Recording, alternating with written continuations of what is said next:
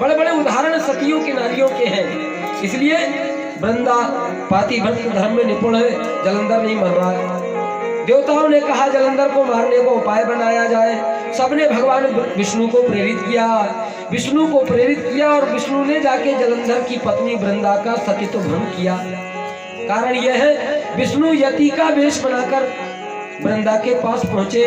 वृंदा पूजन कर रही थी भगवान शंकर के पार्थिव शिवलिंग का। यति का वेश बनाकर नारायण पहुंचे। नारायण ने कहा, हे देवी भिक्षा दीजिए। वृंदा ने कही, मैं पूजन कर रही हूँ। नारायण ने कहा, किसके लिए पूजन कर रही हो? वृंदा बोली, मेरे पति की आयु के वृद्धि के लिए। नारायण ने कहा कि तुम्हारा पति तो मर चुका। वृंदा ने बोली कि महाराज उल्टी सीधी बातें मत करो, कैसे मर गया?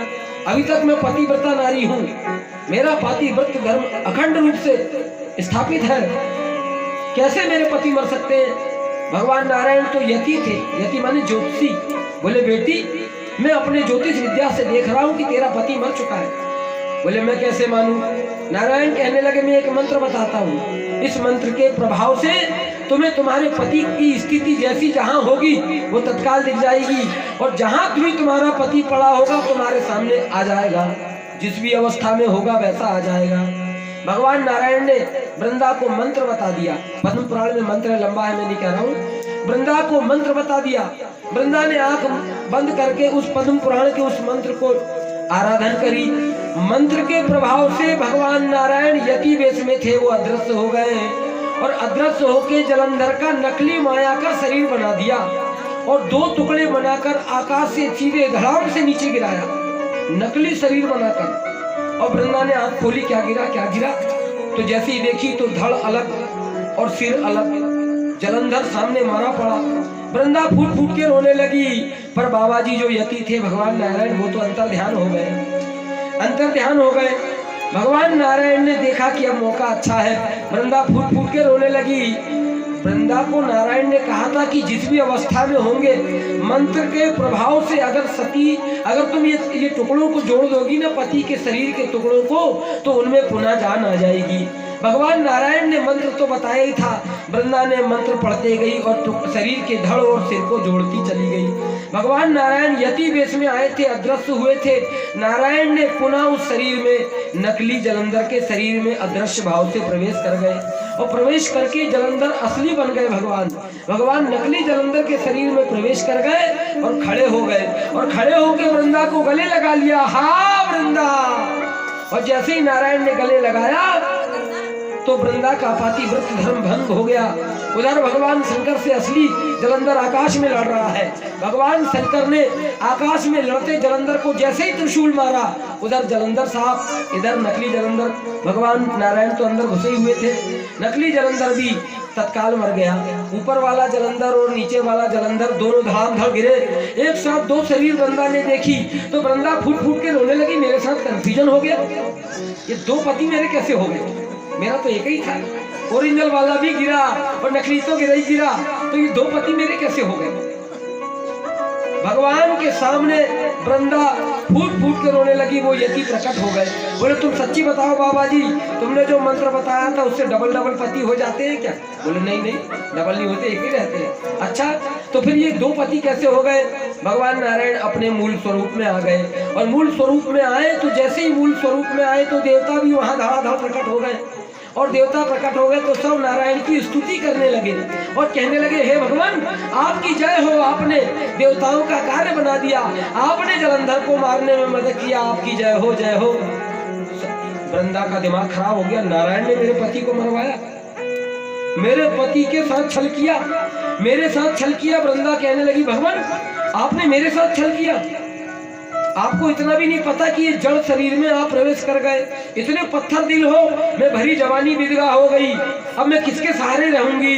वृंदा क्रोध में तमतमा गई, मैं भरी जवानी विधवा हुई तुम्हारे कारण, इतने पत्थर दिल हो, मेरी जवानी में विधवा कर दिए मुझे, तुम्हारा पत्थर का हृदय है, जाओ मैं तुम्हें श्राप देती हूँ, तुम पत्थर के हो जाओ। और वृंदा के पातिव्रत धर्म के कारण भगवान नारायण ने वो पत्थर के होने का साफ स्वीकार कर लिया, और उसी समय नारायण शालिग्राम भगवान हो गए। बोलिए शालिग्राम भगवान की जय।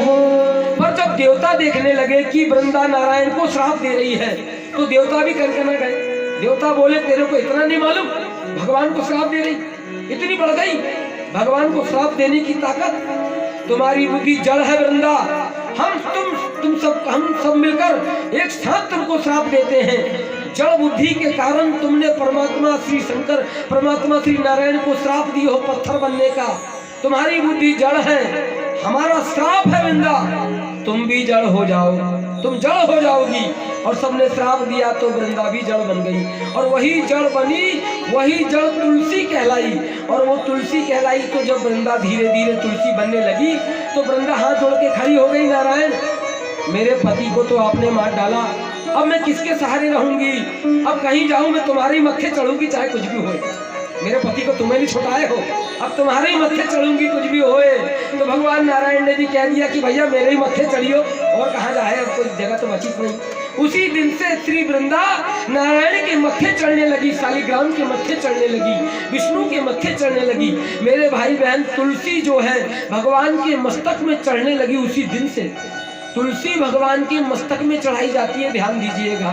तुलसी भगवान के चरणों में नहीं चढ़ाई जाती है, चरणों में चढ़ाने से दोष है, भगवान के मत्थे चढ़ाने से दोष नहीं है, ध्यान से सुनिएगा।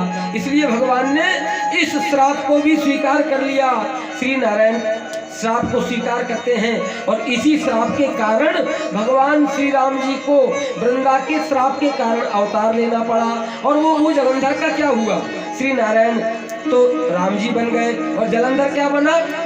तुलसीदास जी कहते हैं, तहाँ जलंधर रावण भयऊ, तहाँ जलंधर रावण भयऊ, तहाँ जलंधर रावण भयऊ, तहाँ जलंधर रावण भयऊ, तहाँ जलंधर रावण भयऊ, तहाँ जलंधर रावण भयऊ, रणहति राम परम पद गयऊ, रणहति राम परम पद गयऊ, एक जन्म कर कारण एहा, एक जन्म कर कारण एहा, जेहि लगी राम धरी नर देहा, तेहि लगी राम धरी नर देहा, हरि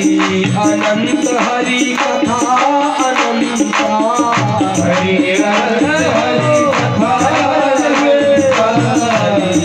अनंत हरि कथा अनंता, हरि अनंत हरि कथा अनंता, कहीं सुनहि बहु विधि सब संता, कहीं सुनहि बहु विधि सब संता, कहीं सुनहि बहु विधि सब संता। श्री राम जय राम जय जय राम, श्री राम जय राम जय जय राम, श्री राम जय राम जय जय राम, श्री राम जय राम जय जय राम, श्री राम जय राम जय जय राम, श्री राम जय राम,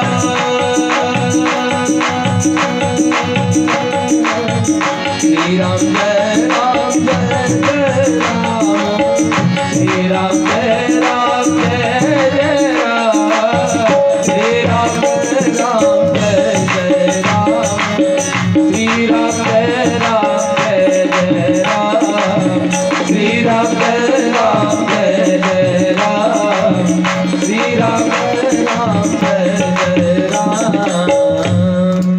एक जन्म कर कारण एहा, जेहि लगी राम धरी नर देहा। हे पार्वती, श्री राम जी के जन्म का एक कारण ये भी है, और वो जलंधर का क्या हुआ? बोले तहाँ जलंधर रावण भयऊ, रणहरि राम परम पद दयऊ। हे पार्वती, श्री राम जी के जन्म के अनेक अनेक कारण हैं, हरि के अवतार के अनेक अनेक कारण हैं, क्योंकि हरि अनंत हरि कथा अनंता, कहीं सुनहि बहु विधि सब संता। कहने वाले भी संत हैं मेरे भाई बहन, और सुनने वाले भी संत हैं। और आप लोग शिवनी मंदिर वाले तो पूरे संत हैं, मैं तो सही में संत मानता हूँ। ये वाली बात नहीं कि मैं मजाक से कह रहा हूँ बड़ा चढ़ा के, ये रामचरितमानस में लिखा है। जो कथा कहते हैं वो तो संत हैं ही हैं, कथा कहने वाले तो संत हैं ही हैं, पर सुनने वाले भी संत हैं। सारगढ़ वाले पटेल साहब बैठे हैं, झूठ बोलने वाली बात ही नहीं, रामायण के विद्वान आदमी, समझने की बात है। जो कहते हैं वो भी संत हैं और जो सुनते हैं वो भी संत हैं। चौपाई ध्यान से सुनिएगा। कहानी सुनही बहुविधि सब संता, सब संत हैं, कहने वाले भी सुनने वाले भी। इसलिए श्री रामचरितमानस में राम अवतार के 5 कारण गिनाए गए मेरे भाई बहन। पहला कारण जय विजय को श्राप लगा, दूसरा कारण वृंदा ने श्री नारायण को श्राप दी। अब तीसरा कारण सुनिए। श्री भगवान शंकर भवानी पार्वती को कैलाश के दिव्य शिखर पर बैठकर बट वृक्ष के नीचे श्री राम कथा सुना रहे हैं और पार्वती को कहने लगे, पार्वती राम जी के अवतार का एक बड़ा विचित्र कारण सुनो। हाँ बोले भगवान बताएं। श्री शंकर कहने लगे, नारद श्राप दीन एक बारा, नारद श्राप दीन एक बारा, नारद श्राप दीन एक बारा, नारद श्राप दीन एक बारा, एक कलप ही यज्ञ अवतारा, एक कलप ही यज्ञ अवतारा,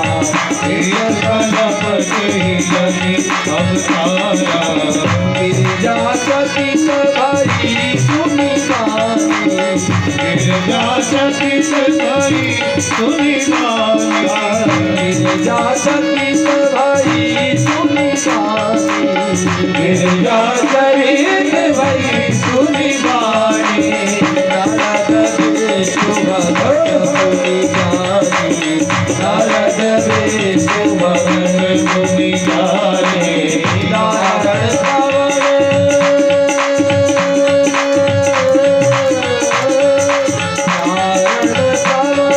श्राप मुनि दीना, नारद पवन श्राप मुनि दीना, नारद पवन श्राप मुनि दीना, नारद पवन श्राप मुनि दीना,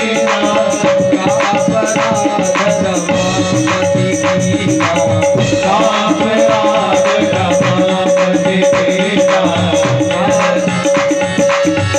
प्रसंग मोहि कहूँ पुरानी, यह प्रसंग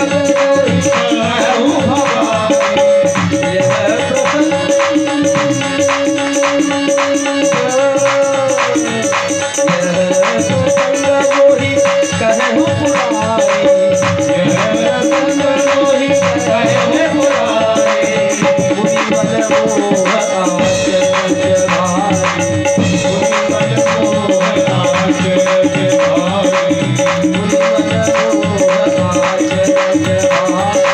श्री राम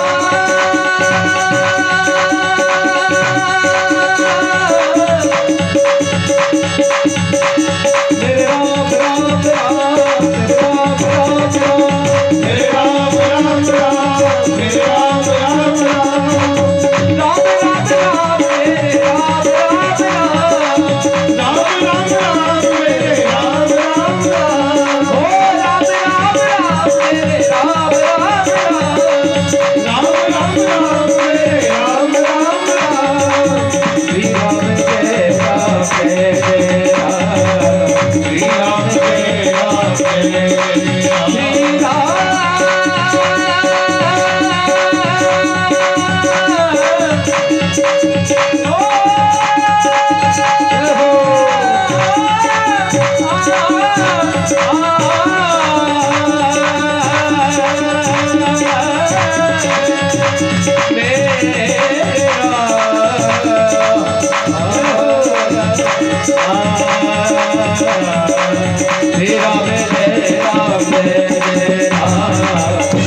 राम जय राम जय राम, श्री राम जय राम जय राम, श्री राम जय राम, श्री राम जय राम, श्री राम जय राम जय राम।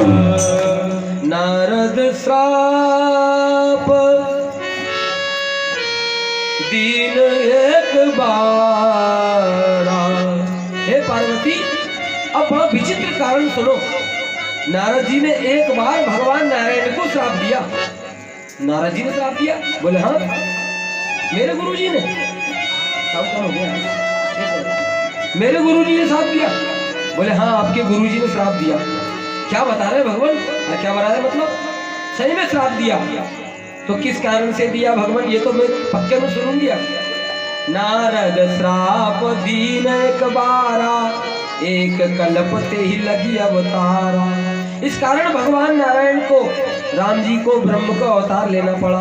गिरिजा चकित भई सुनी बानी, नारद विष्णु भगत मुनि ज्ञानी। पार्वती बोली मेरे गुरुदेव तो विष्णु के भक्त हैं, ज्ञानी हैं, उन्होंने श्राप क्यों दिया और क्या अपराध था रमापति लक्ष्मीपति नारायण का जिसके कारण मेरे गुरुजी नारद जी ने श्राप दिया? भगवान शंकर हंसने लगे, बोले पार्वती, बोले भी हंसी महेश तब ज्ञानी मूढ़ न कोई, जेहि जस रघुपति करहि जब सो तस तेहि क्षण होई। जिसको रघुपति राम जी जैसा कर दे वो वैसा हो जाता है। हे भवानी पार्वती, संसार में ना तो कोई ज्ञानी है और ना कोई मूर्ख है, भगवान जिसको जैसा बना दे वैसे ही हो जाता है। क्योंकि राम की न चाहि सोई होई, राम की न चाहि सोई होई, करे अन्यथा अस नहीं सोई, करे अन्यथा अस नहीं सोई, करे अन्यथा अस नहीं सोई, करे अन्यथा अस नहीं सोई। हे पार्वती, भगवान श्री राम जी नारायण ब्रह्म जिसको जैसा कर दे वो वैसा हो जाता है। भरद्वाज जी याज्ञवल्क्य जी के मुखारबिंद से कथा सुन रहे हैं। भरद्वाज जी को याज्ञवल्क्य कहने लगे, हे भरद्वाज, अब वो कथा सुनो जिसके कारण नारायण को श्राप नारद जी ने दिया। हाँ बोले महाराज बताएं। भरद्वाज जी को याज्ञवल्क्य कहने लगे, कागभूषुंड जी लीलांचल पर्वत पर गरुड़ जी को कहने लगे, और श्री तुलसीदास जी काशी के 80 घाट पर बैठकर अपने मन को कहने लगे, और कुंभज ऋषि मुनि महात्माओं को जंगल में कहने लगे, और भगवान शंकर कैलाश में दिव्य शिखर पर भवानी पार्वती को कहने लगे एक ही बात। कौन सी बात? बोले हे पार्वती, हिमगिरी गुहा एक अति पावनी, बह समीप सुरसरी सुहावनी, आश्रम परम पुनीत सुहावा, देखी देव ऋषि मन अति भावा। हे पार्वती, हिमालय में एक सुंदर गुफा थी। उस गुफा के किनारे गंगा जी बहती थी। आसपास सुंदर बाग बगीचे लगे हुए थे। नारद जी आकाश मार्ग से गुजर रहे थे। इतनी सुंदर गुफा और गंगा जी का तीव्र बहती कलकलधार गंगा का वातावरण सुगंधित द्रव्यों से युक्त, मानो सुगंधित पुष्पों की आच्छादित अवलावली और सुरम्य वातावरण को देखकर नारद जी वहां ठहर गए। हिमालय में नारद जी ठहर गए, सुंदर गुफा देखी और ठहर गए। और जैसे ही देखी गुफा और गंगा जी का वातावरण, तो नारद जी ने सोचा इतना अच्छी स्थान पर क्यों ना भगवान का भजन करना चाहिए, सुंदर स्थान पर भगवान का भजन हो जाए। तो तुलसीदास जी कहते हैं, परमात्मा का, नारायण का भजन करने के लिए नारद जी ठहर गए और परमात्मा का भजन करने लगे। जैसे ही भगवान नारायण का भजन करने लगे तो नारद जी को समाधि लग गई। नारद जी को समाधि लग गई। नारद जी को जब समाधि लग गई तो इंद्र देखकर घबरा गया। नारद जी की समाधि दिगाने के लिए पार्वती, इंद्र ने कामदेव को प्रसन्न किया, और कामदेव को प्रसन्न किया और कहने लगा, हे कामदेव, आप नारद जी की समाधि दिगा दो। कामदेव को कहा इंद्र ने कि आप नारद जी की समाधि दिगा दो। कामदेव नारद की समाधि देखकर घबरा गया, और श्री राजा इंद्र देवताओं के राजा भी घबरा गए। कहीं नारद जी रुके हैं और समाधि अवस्था में हैं, तो ऐसा ना हो जाए कि मेरी इंद्र की गद्दी पद छीन जाए, मेरा पद न छिन जाए। ऐसा लगता है मानो श्री नारद जी मेरा पद छीनना चाहते हैं। इंद्र मन में विचार करने लगा। गोस्वामी जी लिखते हैं, सूख हाड़ लय भाग सठ, स्वान निरखी मृगराज, छीन ले जनि जानी जड़ तिमि सुरपति ही न लाज। राजा इंद्र को ऐसी लाज भी नहीं लग रही। इंद्र का आसन सबसे पहले डोलता है। अगर कोई किसी प्रकार से कोई देवता, अगर कोई भक्त अगर भगवान की भक्ति में लगे तो देवताओं का आसन पहले डोल जाता है। कई इतिहास में गवाह है, कई शास्त्रों में वर्णन आया कि जब जब कोई साधक भक्त ने परमात्मा की ओर आगे बढ़ा तो देवताओं ने परेशानी करना शुरू कर दिया। इंद्र घबरा गया, कहीं नारद मेरा इंद्रासन न ले ले, तो ये घबरा गया। तुलसीदास जी कहते हैं इंद्र की दशा ऐसी हो गई जैसे सूखी हड्डी को कोई कुत्ता मुंह में दबाकर भागे और शेर को देखकर और जोर से भागने लग जाए कि कहीं शेर मेरी हड्डी न ले ले, हड्डी न ले ले, जबकि कुत्ता हड्डी खाता ही नहीं। राज्य रूपी हड्डी को कुत्ता रूपी इंद्र और सिंह रूपी श्री नारद जी को देखकर मानो घबरा रहा है, कहीं हड्डी न ले ले। ऐसी दशा हो गई। कामदेव को भेजा, कामदेव ने बहुत जाल फैलाया, रंभा आदि अप्सराओं को खड़ा किया। कामदेव के द्वारा समाधि को डिगाने का प्रयास किया गया, पर कामदेव ने समाधि डिगाया, पर नारद जी की समाधि नहीं डिगी। कामदेव मन में हार मान गया। सहित सभाए सभीत अति मानी हार मन में न गहसी जाई मुनि चरण तब कह सुटी आरत बैन। नारद जी की समाधि डिगाने में कामदेव हार गया। कामदेव के प्रभाव से भी नारद की समाधि नहीं डिगी। क्यों नहीं डिगी? कोई कहते हैं इसलिए नहीं डिगी क्योंकि सीम की चाप सकई को उतासु बड़ रखबार रमापति जासु। जिसके रखवाले रमापति राम हो जाए फिर उसको कोई किसी प्रकार से बिगाड़ नहीं सकता। इसलिए नारद जी की रक्षा भगवान कर रहे हैं, समाधि नहीं डिगी। कामदेव हार गया, नारद जी के चरणों में सिर नवाया। नारद जी को क्रोध भी नहीं हुआ और कामदेव को संतुष्ट करके भेजा। फिर कथा ऐसी आती मेरे भाई बहन, कामदेव तो इंद्रासन के पास चला गया, इंद्र के सभा में जाके सारी बात बताया और सारी बात बताकर कामदेव ने कहा नारद जी बड़े गजब है, इनकी समाधि नहीं डिगी। सबने नारद जी की प्रशंसा किया और भगवान नारायण की सराहना करने लगे। पर नारद जी को अभिमान हो गया। बातचीत बंद करिए जरा, एक बार जय करना। बोलिए हनुमान जी महाराज की। 2 मिनट है नाम संकीर्तन, इसके बाद भगवान की आगे कथा होगी। हरे राम राम राम सीता राम राम राम, हरे राम राम राम सीता राम राम राम, हरे राम राम राम सीता राम राम राम, हरे राम राम राम सीता राम राम राम, हरे राम राम राम सीता राम राम राम, राम राम सीता राम राम राम, हरे राम राम राम सीता राम राम राम, हरे राम राम राम सीता राम राम राम, हरे राम राम राम सीता राम राम राम, हरे राम राम सीता राम राम राम, हरे राम राम सीता राम राम राम, हरे राम हरे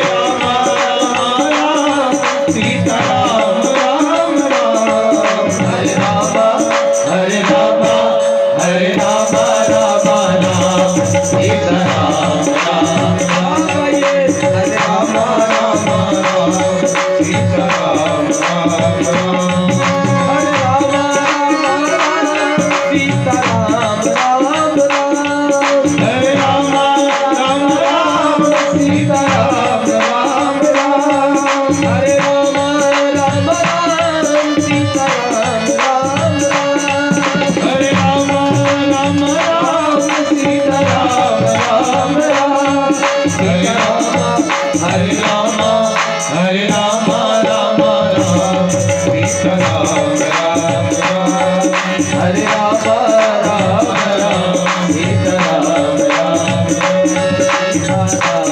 राम राम राम। सीता राम राम। बोलिए भक्तवत्सल भगवान की। इधर की चाची लोग नहीं बोल रही है। बोलिए हनुमान जी महाराज तुम्हें कथा सुनना समय कम है, राम जन्म करवाना है, बहुत लंबी कथा बाकी है। श्री नारद जी की समाधि नहीं डिगी। नारद जी को अभिमान हो गया, मेरे भाई कोई उपलब्धि अगर प्राप्त हो जाए तो कुछ न कुछ अभिमान हो ही जाता है। नारद जी को अभिमान हो गया, सोचे जाके किसको बताऊं, मैंने काम को जीत लिया हूँ, कौन को बताऊं, और मैंने क्रोध को भी जीत लिया हूँ, क्योंकि भयऊ न नारद मन कछु रोषा, कही प्रिय वचन काम परितोषा। काम को भी जीता हूँ और रोष नहीं हुआ, इसलिए क्रोध को भी जीता हूँ, दो दो उपलब्धि हासिल है, किसको बताऊं। तो नारद सोचने लगे, अरे मैंने तो दो उपलब्धि हासिल किया हूँ और भगवान शंकर ने केवल एक उपलब्धि हासिल की है। बोले कौन सी? शंकर जी के पास में एक उपलब्धि है, उन्होंने काम को जीता है, वे कामहारी कहलाते हैं। उन्होंने क्रोध को नहीं जीता, क्योंकि क्रोध आने पर तो काम को भस्म किया, और मैंने क्रोध को भी जीता और काम को भी जीता, तो क्यों ना शंकर को बताऊं।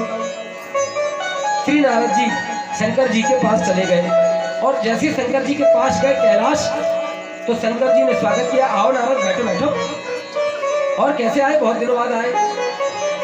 नारद जी ने कुछ नहीं कहा, और क्या कहा? काम चरित नारद सब भाखे। नारद जी ने पूरा काम का चरित्र बखान कर दिया। मार चरित शंकर ही सुनाए, मार चरित सुनाया, मार माने काम, अति प्रिय जानी महेश सिखाए। नारद जी काम की चर्चा करने लगे, बोले ऐसे समाधि लगाया था, कामदेव आया, फिर ऐसे करके मैंने जीत लिया।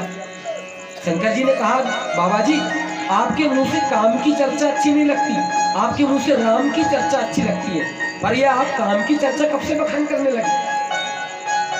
नारद जी को लगा कि मेरे से जल रहा है, इसलिए मेरी मना कर रहे हैं, जलन है इसलिए मना कर रहे हैं, जलन नहीं होती तो मना क्या करते। भगवान शंकर ने कहा, सुनो नारद, आपके मुख से काम चर्चा अच्छी नहीं लगती, आप महात्मा हो, संत हो, आपको तो राम चर्चा करनी चाहिए। नारद जी मन में उल्टा सोच रहे, और नारद जी कहने लगे, क्यों मेरी बात अच्छी नहीं लगी? बोले अच्छी लगी कि नहीं लगी, एक बात मेरी सुनो आप। बोले कौन सी सुना रहे हैं प्रभु जी? मैं आपको बार बार कह रहा हूँ, जो चर्चा आपने मेरे से किए है ना, ये किसी और जगह पर कहीं मत सुनाना, क्योंकि महात्मा के मुख से काम चर्चा बिल्कुल अच्छी नहीं लगती, महात्मा के मुख से तो राम चर्चा अच्छी लगती है। और सुनो नारद जी, इनको तो बिल्कुल मत सुनाना। बोले किनको? कभी भी मौका पड़ जाए तो बार बार बिनवऊ मुनि तो ही, जिमी यह कथा सुनायऊ मोही, तिमी जनी हरि ही सुनायऊ कबहू, चले प्रसंग दुरायऊ तबहू। कभी भी नारायण को अपने काम की चर्चा मत सुनाना।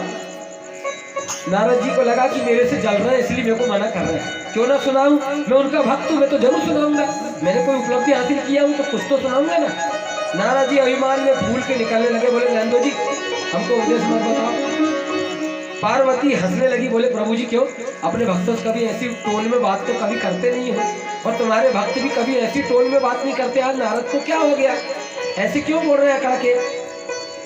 भगवान शंकर बोले, पार्वती नारद जी को फोड़ा हो गया है। फोड़ा हो गया? काय का फोड़ा? बोले नारद जी को अभिमान का फोड़ा हो गया है। तो प्रभु जी आप तो डॉक्टर हो, आप चाहो तो इलाज कर सकते हो, आपने इलाज क्यों नहीं किया? पार्वती मैं चाहता तो इलाज कर देता, पर फोड़ा हुआ है अभिमान का, और फोड़ा अभी कच्चा है, पका नहीं है, जरा और पक जाए तब ऑपरेशन करना पड़ेगा। अभी अभिमान का फोड़ा पका नहीं है, अध पके फोड़े को ऑपरेशन कर दिया जाए तो पुनः निकल जाएगा। अभी नारद के मन में अभिमान का फोड़ा बना है, जब ये पूरा पक जाएगा तो भगवान नारायण स्वयं ऑपरेशन अपने आप ही कर देंगे, चिंता की बात नहीं है। भगवान का भोजन, भगवान का जो भोजन है वो अहंकार है, अभिमान है। पार्वती आगे आगे देखो क्या होता है क्या। श्री नारद जी ने तो अकड़ के निकल गए। भगवान शंकर ने उपदेश की गोली दिया, शंभुदीन उपदेश हित नहीं नारद ही सुहान, भरद्वाज कौतुक सुनहु हरि इच्छा बलवान। हरि की इच्छा बलवान है। हे भरद्वाज आगे आश्चर्य सुनो। बोले हाँ महाराज जी बताइए। श्री नारद जी सोचने लगे मेरे इस उपलब्धि को भगवान नारायण को वैकुंठ में जाके बताऊंगा जरूर, उनका ही तो गुणगान गाता हूँ, कोई उपलब्धि मेडल हासिल किया हूँ तो उनको जरूर बताऊंगा। तो नारद जी जाने लगे बीना बजाते हुए। गोस्वामी जी लिखते हैं एक बार कर तल बर दीना, एक बार कर तल बर दीना, एक बार कर तल बर दीना,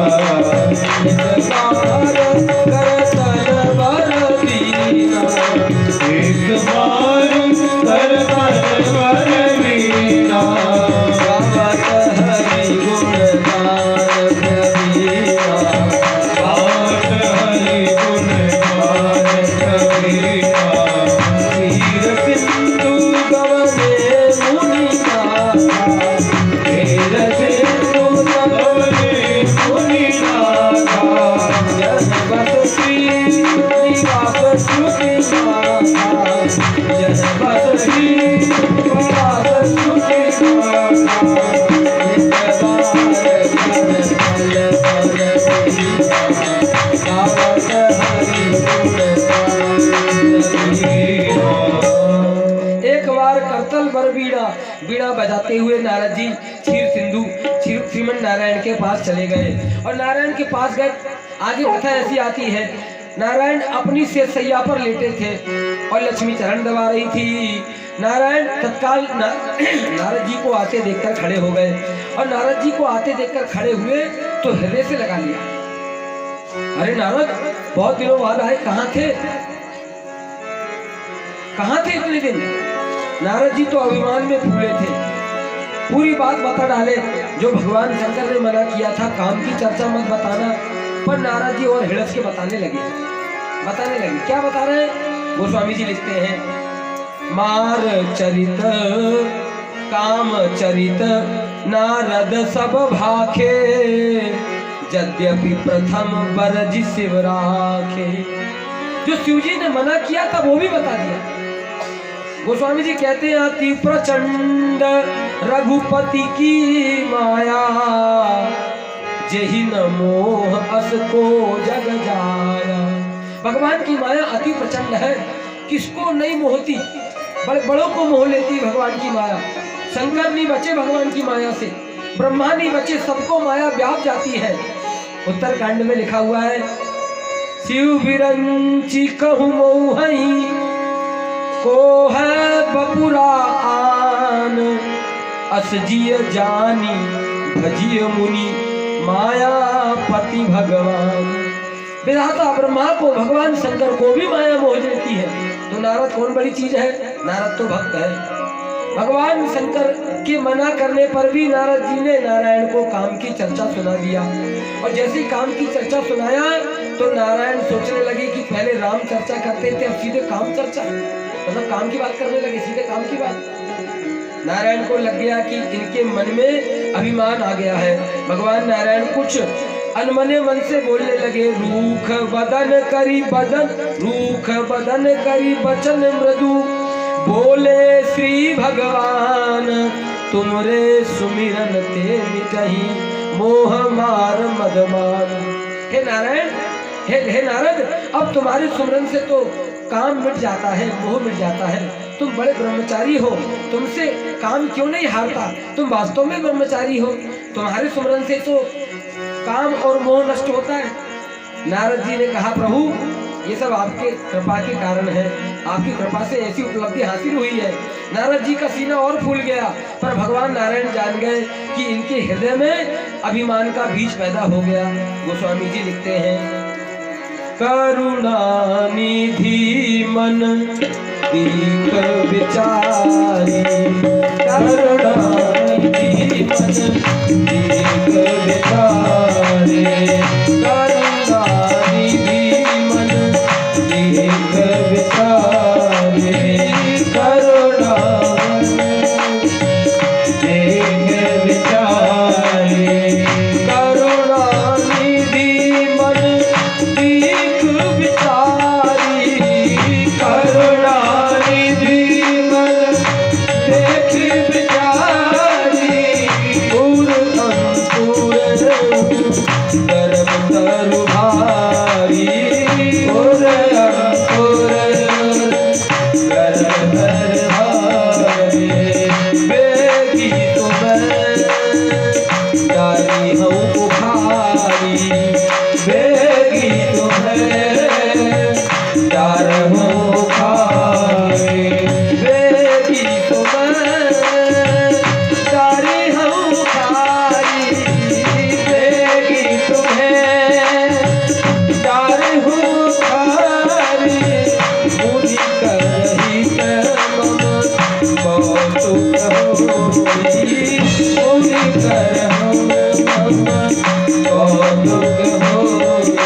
अवधि उपाय कर्म में सोई, अवधि उपाय कर्म में सोई।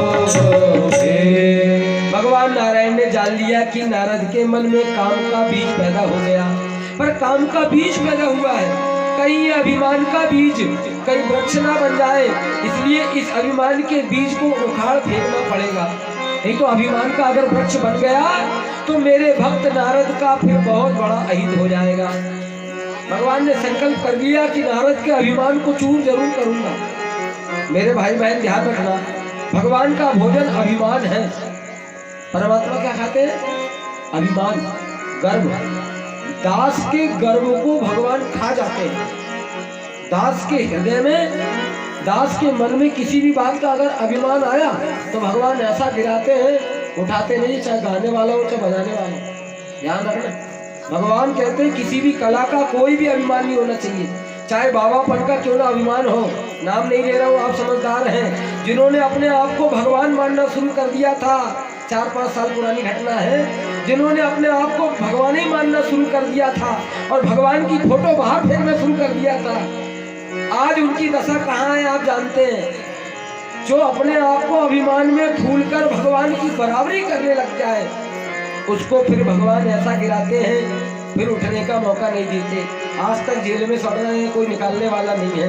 ध्यान रखना, अभिमान किसी भी चीज का अच्छा नहीं है, चाहे जाति का अभिमान, चाहे रूप का अभिमान, चाहे धन का अभिमान, चाहे कला का अभिमान, चाहे विद्या का अभिमान, चाहे खेती बाड़ी, किसी चीज का अभिमान क्यों ना हो, भगवान अभिमान को रहने नहीं देते। और भगवान का भोजन अभिमान है। नारद जी को अभिमान हो गया कि मैंने काम को जीता हूँ। भगवान समझ गए कि मेरे भक्त का हित करना है, इसलिए कुछ ऐसा उपाय करूंगा जैसे जिससे भक्त का हित हो जाए। नारद जी दंडवत करके चलने लगे। भगवान नारायण ने क्या किया? माया से एक नगर की स्थापना कर दिया। नारद जी दूर से जिधर जा रहे हैं, आगे भगवान ने माया से एक नगर बना दिया। गोस्वामी जी लिखते हैं, मग नगर ते ही सतजो जन विस्तार, श्रीनिवासपुर ते अधिक रचना विविध प्रकार। भगवान नारायण ने एक माया का नगर बनाया और नारद जी उस नगर के किनारे से गुजरे। फिर ऐसी कथा आती है, उस नगर में बड़े बड़े राजा महाराजा इकट्ठे हुए। उस नगर के राजा का नाम है शीलनिधि राजा। उसकी एक कन्या है, उसका नाम है विष्णुमोहिनी। और शीलनिधि राजा ने अपनी लड़की विष्णुमोहिनी का विवाह के लिए स्वयंवर रचा। देश देशांतर लोक लोकांतर के राजा आए हुए हैं और श्री नारद जी कौतुकवश, श्री नारद जी कौतुकवश आश्चर्य के स्वरूप में अचानक यूं ही उस नगर के किनारे से गुजरे। नारद जी ने पूछा, इतनी भीड़ कैसी? और ये नगर का है, किसका है नगर? पहली बार देख रहा हूँ। नगर के लोगों ने कहा, तुमको नहीं मालूम बाबा जी ये किसका नगर है? बोले नहीं, किसका नगर मालूम नहीं है। बोले ये तो विष्णुमोहिनी के पिता राजा शीलनिधि का नगर है। तो यहाँ इतनी भीड़ कैसी? इतने रथ, हाथी, घोड़ा, पैदल कैसे? बोले ये राजा की लड़की विष्णुमोहिनी है, इसका विवाह होने वाला है, स्वयंवर होने वाला है। और ये विष्णुमोहिनी के स्वयंवर में राजा महाराजा आए हुए हैं। नारद जी ने सोचा, मैंने पहली बार नाम सुना, कौन कहाँ का शीलनिधि राजा आ गया और कौन विष्णुमोहिनी? मेरी तो 3 लोकों में गति है, मैंने आज तक कोई विष्णुमोहिनी और शीलनिधि नाम का कोई नाम ही नहीं सुना। ये कहाँ के शीलनिधि आ गए? देखूं तो नारद जी उस माया के नगर में प्रवेश कर गए और राजा विष्णुमोहिनी, राजा शीलनिधि से मिले। शीलनिधि ने नारद जी को प्रणाम किया, सुंदर आसन पर बिठलवाया और अपनी बेटी को बुलवाया और प्रणाम करवाया और कहने लगे, शीलनिधि राजा महाराज जी, आप बड़ा अच्छा हुआ सही समय पे आए, मेरी बेटी की हस्तरेखा देख दो। आप तो त्रिकालज्ञ हैं, मेरी बेटी के हाथ की रेखा देखकर बताओ कौन सा राजा मेरी बेटी के लिए सुयोग्य रहेगा। कल इसका स्वयंवर करने जा रहा हूँ। तुलसीदास जी लिखते हैं, आनज खाई नारद ही भूपति राज कुंवारी, कहूँ सुता के दोष गुण मुनिवर हृदय विचारी। नारद जी को अपनी बेटी का हाथ दिखवाया।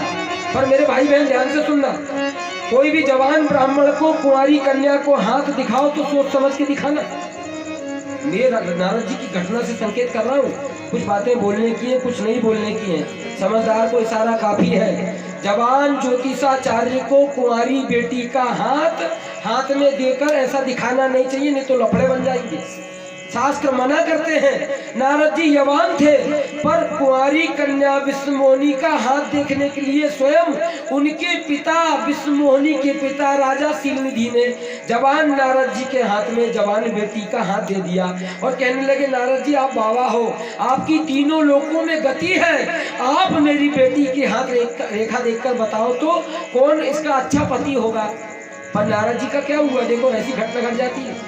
नारद जी ने जैसे ही विश्वमोहिनी का हाथ अपने हाथ में लिया तो तुलसीदास जी लिखते हैं, देखी रूप मुनि बिरती बिसारी, देखी रूप मुनि बिरती बिसारी, देखी रूप मुनि बिरती बिसारी, देखी रूप मुनि बिरती बिसारी, बड़े बार लगी रहे निहारी, बड़े बार रहे निहारी।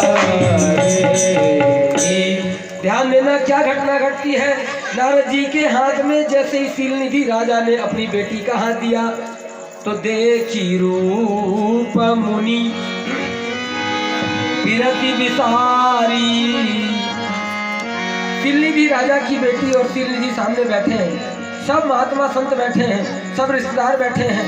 नारद जी ने जैसी लड़की का हाथ अपने हाथ में लिया तो हाथ की रेखा देखना चाहिए। सुनिए वो क्या देख रहे हैं, देखी रूप, हाथ की रेखा देखना भूल गए, रूप देखने लगे। मतलब लड़की का हाथ देखो तुम उसके चेहरा देखने लगे, तुम कोई शादी की जोड़ा देख रहे ऐसा कर रहे हैं। हाथ की रेखा देखो ना, हाथ की रेखा देखना तो कहीं गया।